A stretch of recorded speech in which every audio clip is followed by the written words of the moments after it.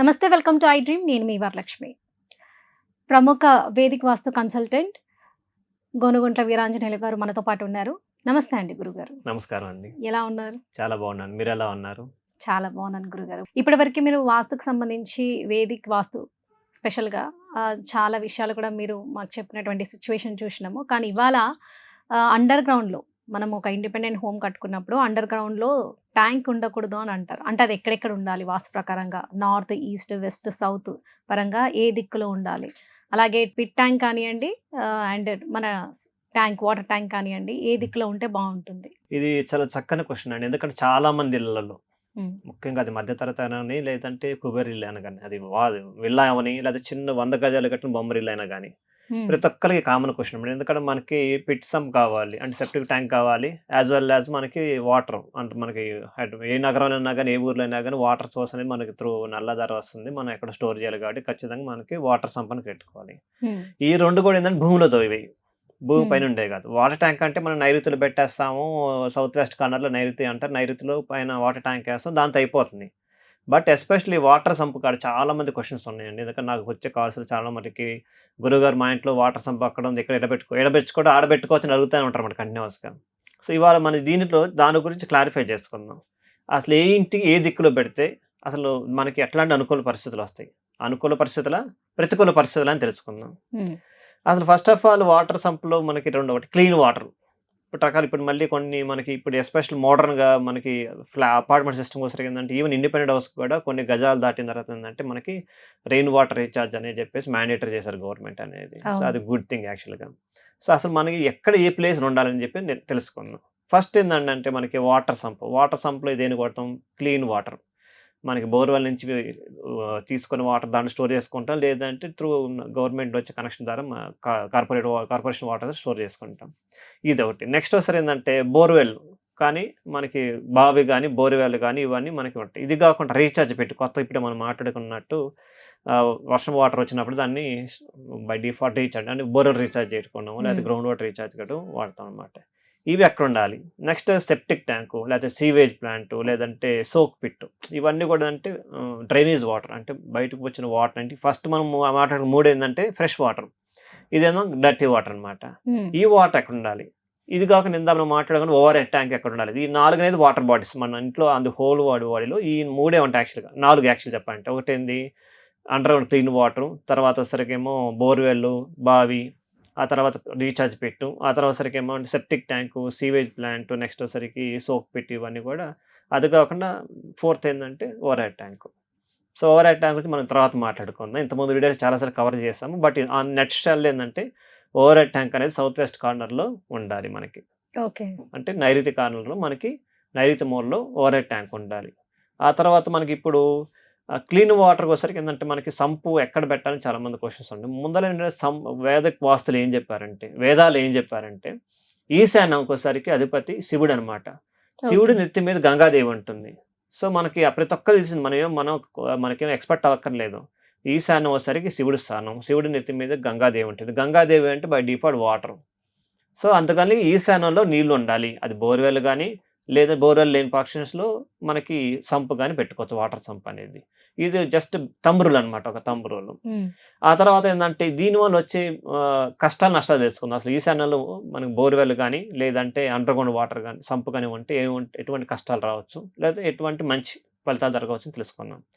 ఒకటేందంటే కామన్‌గా there is no side effects at all.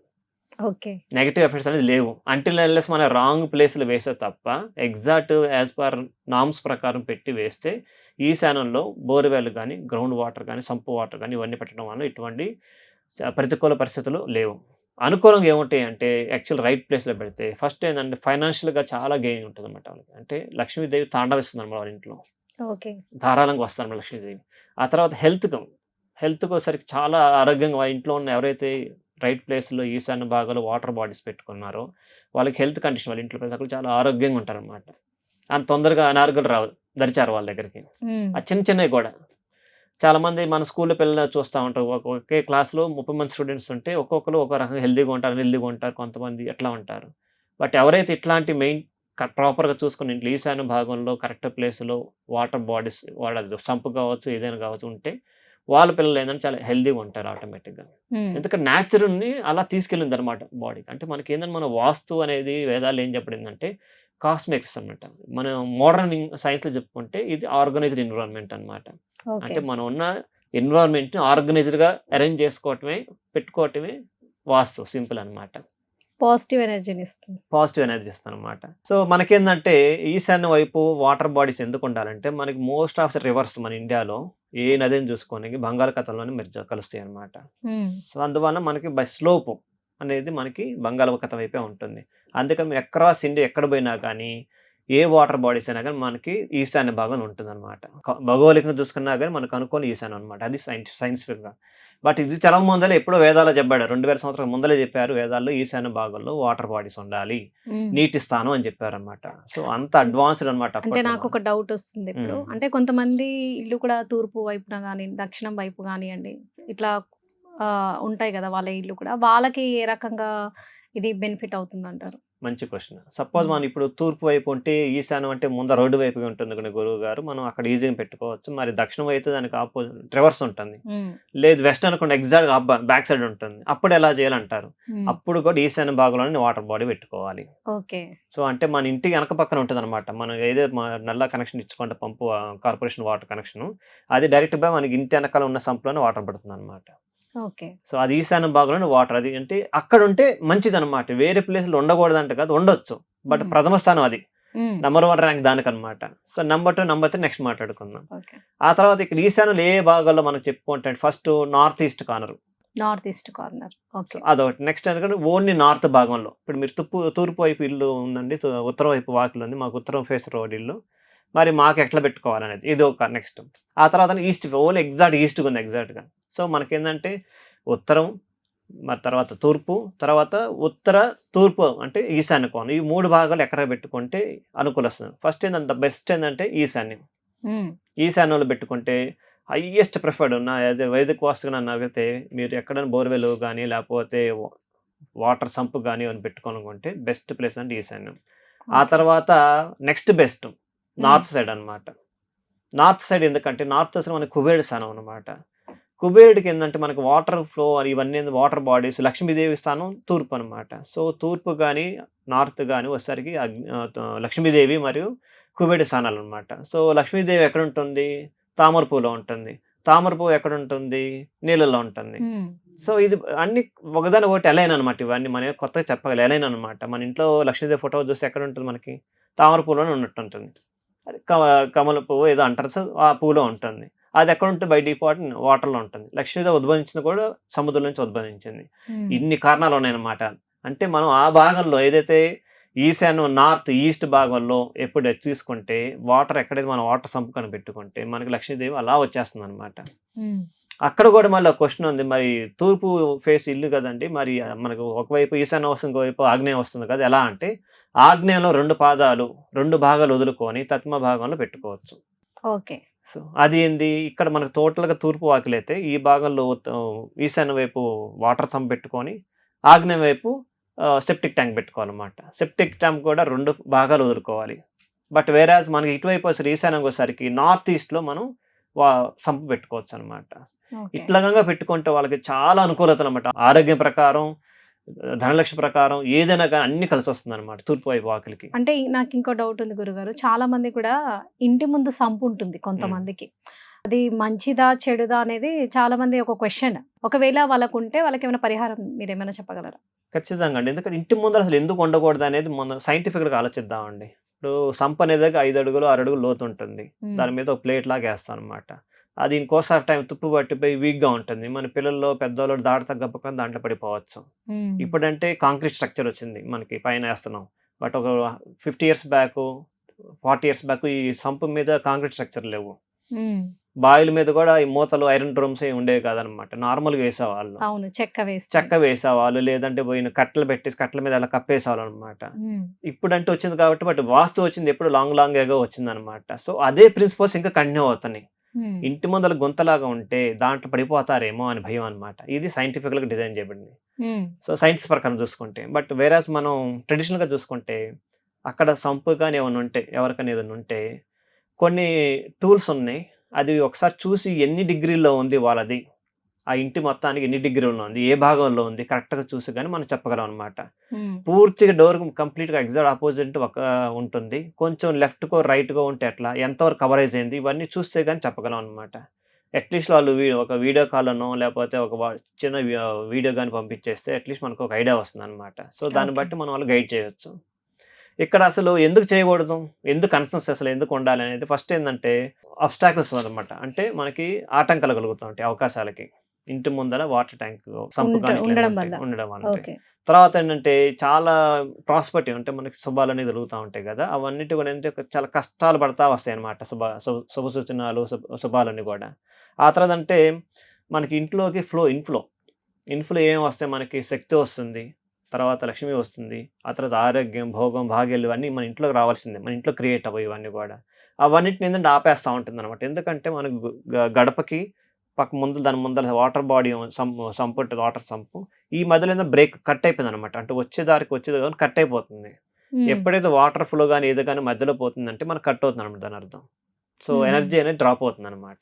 ఇదొకటి. తర్వాత ఏందంటే రెండోది ఇందాక మనం సైంటిఫికల్‌గా మాట్లాడుకున్నట్టు సైకలాజికల్ డిస్కంఫర్ట్ అనమాట. అయ్యో! దాని మీద నడుస్తున్నాను. మీరు అట్లా కాదు పాత ఇల్లేదన్నా ఒక 20, 30 ఇయర్స్ బ్యాక్ కన్‌స్ట్రక్షన్ చూస్తే వాటర్ మీదన్న మూత, ఐరన్ మూత ఏదో ఉంటుంది. దాని మీద తుప్పు పట్టుండేది. దాని మీద కాలేస్తే గబుక్కన ఇరిగి లోపల పడిద్దాం అని భయపడతా ఉంటాం ఒకసారి. అవును. అలా దాన్ని జంప్ చేసో పక్క నుంచి వెళ్తా ఉంటాం. ఇది సైకలాజికల్ ఎఫెక్ట్ అనమాట.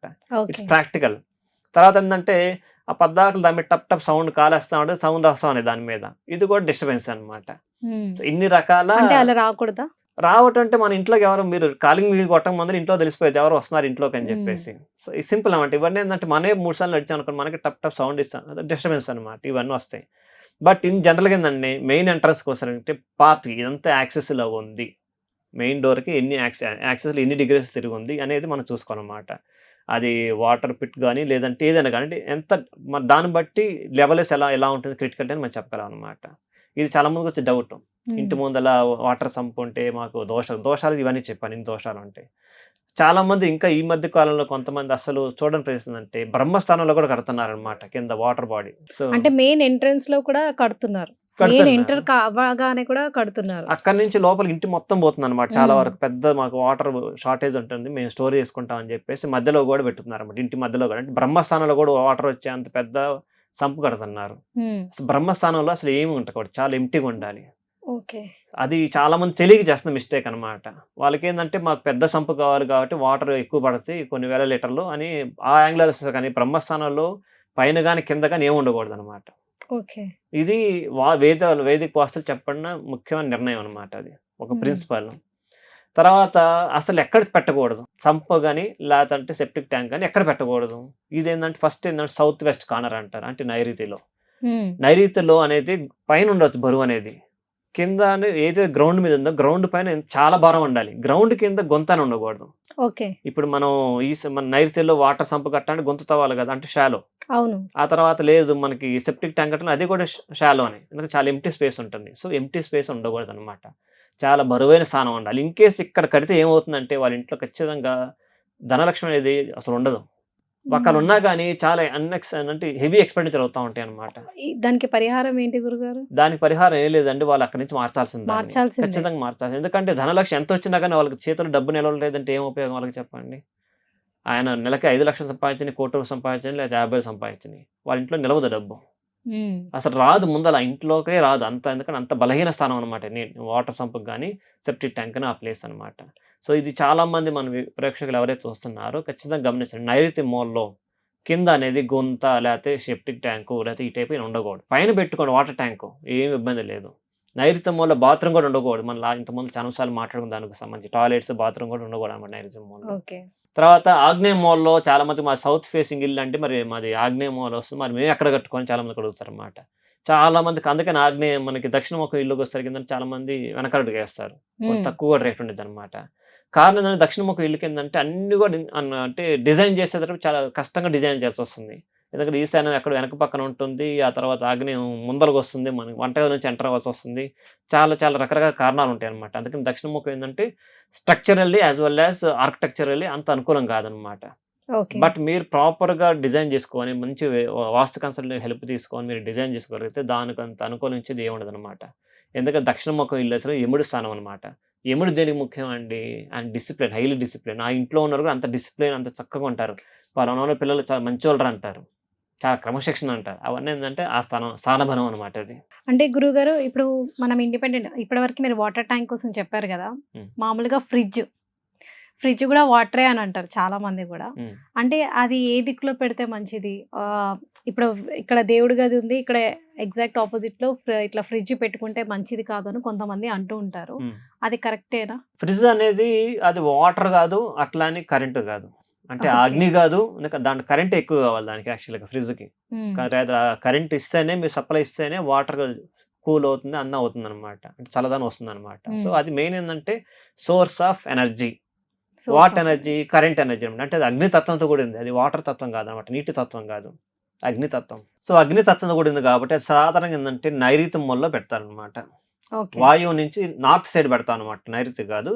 నార్త్ సైడ్‌లో వాయువు మూలకాన్ని పెడతామనమాట సాధారణంగా. నైరుతి మూల అనుకూలం కాదనమాట. ఆగ్నేయ మూలం పెట్టాలి. కానీ ఆగ్నేయ మూలం మీరన్నట్టు అది ఫ్రిడ్జ్ ఏందంటే అది నీరు కాదు, ఇది అగ్ని కాదు. 2 కామన్ కాబట్టి మనం ఏందంటే బెస్ట్ ఏందంటే నార్త్, చాలా మంది నార్త్ పెద్దవాళ్ళు వెస్ట్. ఏమంటారంటే హ్మ్. ఫ్రిడ్జ్ కూడా వాటరే కదా! అక్కడ పెట్టొద్దు, ఇక్కడ పెట్టొద్దు. ఈశాన్యంలో ఉండాలి అది ఇది అని మాట్లాడుతా ఉంటారు. హ్మ్. సో, ఆ డౌట్ క్లారిఫికేషన్ కోసం నేను మిమ్మల్ని ఈశాన్యంలో అయితే అడుగుతున్నా. ఖచ్చితంగా పెట్టకూడదు. బరువు కాబట్టి అసలు పెట్టకూడదు. రైట్. చూసారు కదా! వాస్తు పరంగా మనకి ట్యాంక్ కానియండి, వాటర్ ట్యాంక్ కానియండి, పిట్ ట్యాంక్ కానియండి, ఎక్కడున్నాలో కూడా గురువుగారు చాలా వివరించి చెప్పారు. మీరు కూడా ఈ పరిహారము నోట్ చేసుకొని, మీరు కూడా అనుకూలంగా చేసుకోండి. Thank you.